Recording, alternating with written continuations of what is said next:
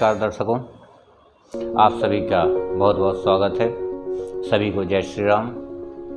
आज हम जानेंगे कि अपरा एकादशी की क्या महिमा है, क्या व्रत करने की विधि है, क्या इसकी कथा है। जैसा कि आप सब जानते हैं कि प्रत्येक महीने में 2 एकादशियाँ आती हैं, एक शुक्ल पक्ष में, एक कृष्ण पक्ष में। तो आज हम जो बात करने जा रहे हैं यह ज्येष्ठ मास के कृष्ण पक्ष की अपरा एकादशी है। यह एकादशी इस बार 2 जून को आ रही है, 2 जून यानी रविवार को। तो 2 जून रविवार को यह तिथि सुबह 5:14 से प्रारंभ होगी। आप 2 जून को इस व्रत को कर सकते हैं, सभी करेंगे। और पारायण इसका अगले दिन यानी 3 जून को प्रातः 8:05 तक करेंगे। तो चलिए हम जान लेते हैं इस व्रत की क्या है विधि, क्या है इसकी महिमा और क्या है इसकी कथा। तो सर्वप्रथम कि इस व्रत की भगवान श्री हरि विष्णु ने स्वयं बताया है कि चाहे वो गौ का हत्यारा हो, गौ हत्या करने वाला हो, ब्राह्मण की हत्या करने वाला हो, गुरु पत्नी का सेवन करने वाला हो, इनसे जो पाप उत्पन्न होते हैं उन सभी पापों को ये जलाकर भस्म कर देती है अपरा एकादशी। इसके समान कोई दूसरी तिथि नहीं है। ना परा ये ससा अपरा, यही अपरा एकादशी है। अपरा एकादशी के दिन प्रातःकाल जल्दी उठकर यानी सूर्योदय से पहले उठकर स्नान आदि से निवृत्त होने के उपरांत भगवान सूर्य देवता को अर्घ्य दें। सूर्य देवता को अर्घ्य देने के उपरांत व्रत का संकल्प लें।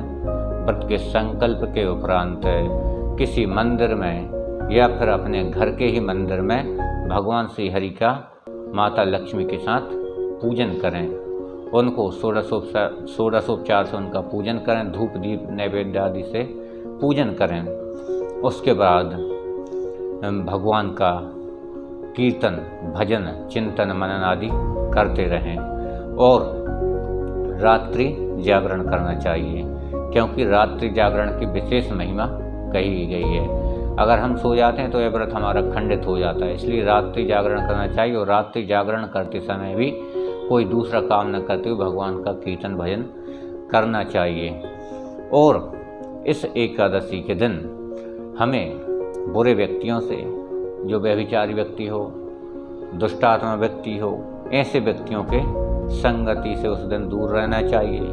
तथा हमें इस दिन झूठ ना बोलें, ऐसा हमें प्रयत्न करना चाहिए कि हमारे मुख से कोई झूठ ना निकले, ऐसा हमें इस दिन प्रयत्न करना चाहिए।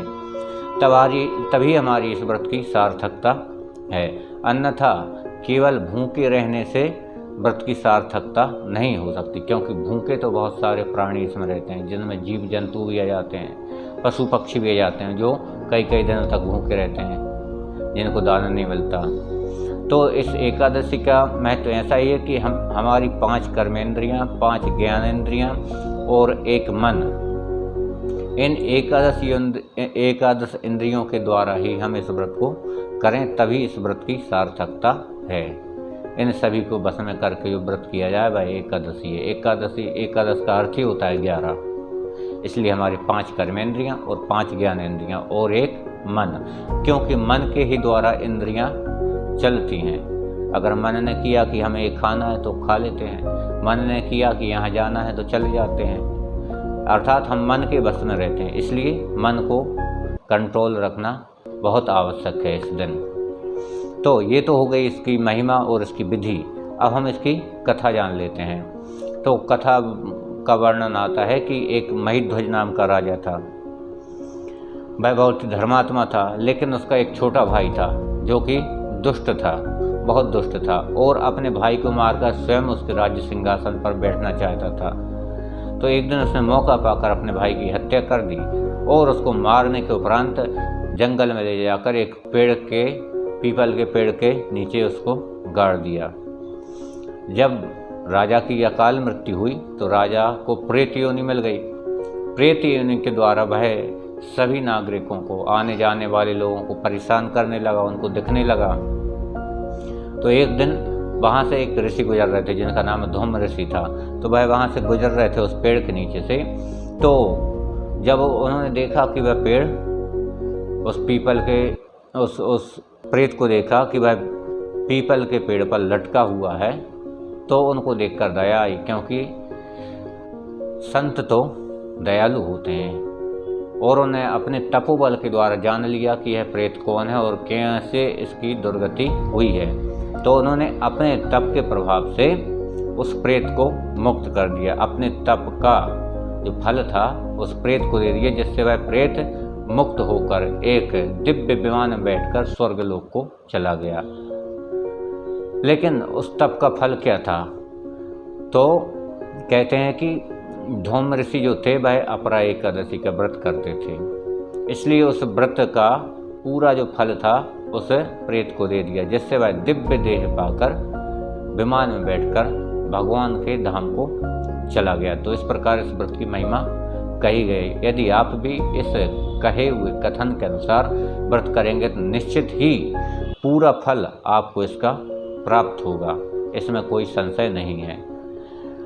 अंतिम में जाते जाते यही निवेदन है कि अगर आपको वीडियो पसंद आई है तो वीडियो को लाइक कर दें और चैनल को सब्सक्राइब करें, ताकि समय समय पर हम जो वीडियो डालें वो आप तक पहुंच सकें। जय श्री राम। बहुत